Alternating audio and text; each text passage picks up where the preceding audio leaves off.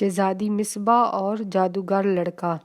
ایک ملک میں ایک خوبصورت سی شہزادی رہتی تھی، اس کا نام شہزادی مصباح تھا۔ شہزادی مصباح جس ملک میں رہتی تھی وہاں پر دوسری جگہ پر شادی نہیں کی جاتی تھی۔ اگر اپنے ملک سے رشتہ آتا تو شادی ہوتی، اگر نہ آتا تو شادی نہیں ہوتی، اور وہ شہزادی ساری زندگی اسی محل میں گزار دیتی تھی۔ اسی طرح سے اس ملک کا قانون تھا۔ اب شہزادی مصباح بھی بڑی ہو جاتی ہے لیکن اس کی شادی ابھی تک نہیں ہوئی تھی، کیوں نہ کہ اس کے ساتھ کا لڑکا نہیں مل رہا تھا۔ ایک دن محل میں جشن ہوتا ہے۔ اس جشن میں بہت سے ملکوں کے شہزادے اور بڑے بڑے لوگ آتے ہیں۔ ان سب کو خوش کرنے کے لیے محل میں کھانے اور دوسرے کچھ کھیلوں کا بھی انتظام تھا، جس میں کچھ جادوگر وغیرہ بھی آئے ہوئے تھے۔ ان جادوگروں میں ایک بہت ہی خوبصورت سا لڑکا تھا جو جادوگر تھا، وہ بھی اپنا جادو محل میں دکھاتا ہے۔ سب لوگ بہت خوش ہوتے ہیں، لیکن وہاں پر جو شہزادی مصباح ہوتی ہے وہ بہت اداس ہوتی ہے، وہ سب سے الگ بیٹھی ہوئی ہوتی ہے۔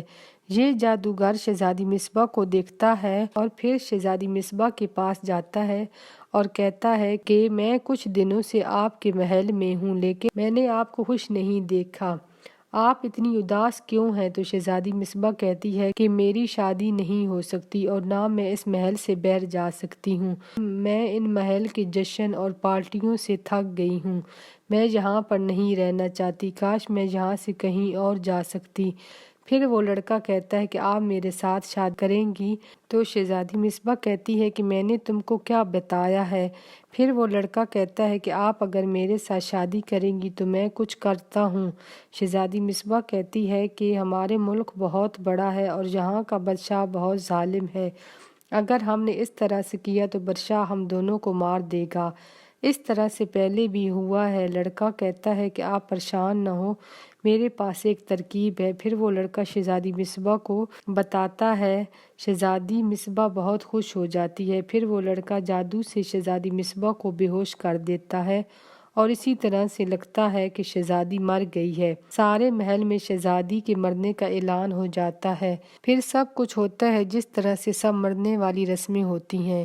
پھر وہ جادوگر لڑکا بھی شہزادی مصباح کے ساتھ ساتھ رہتا ہے۔ پھر شہزادی مصباح کو ایک قبر میں دفن کر دیتے ہیں۔ پھر جب رات ہوتی ہے تو وہ جادوگر لڑکا شہزادی مصباح کو قبر سے نکالتا ہے اور اس کو ہوش میں لاتا ہے اور قبر کو اسی طرح سے بند کر دیتا ہے۔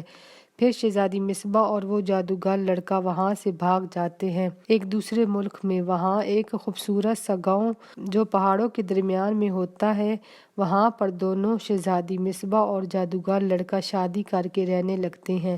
پھر دونوں کے 3 بچے ہوتے ہیں۔ اب ان کی ایک خوبصورت سی فیملی ہوتی ہے اور شہزادی مصباح اب بہت خوش ہوتی ہے کہ اب وہ آزادی سے زندگی گزارتی ہے اور ایک خوبصورت سے گاؤں میں ایک عام سی لڑکی بن کر رہتی ہے۔ اب شہزادی مصباح بہت خوش ہوتی ہے، اب اس کے پاس اس کا شوہر اور اس کے 3 بچے ہوتے ہیں اور شہزادی مصباح سارا دن اپنی فیملی کے ساتھ ہنسی خوشی رہتی ہے۔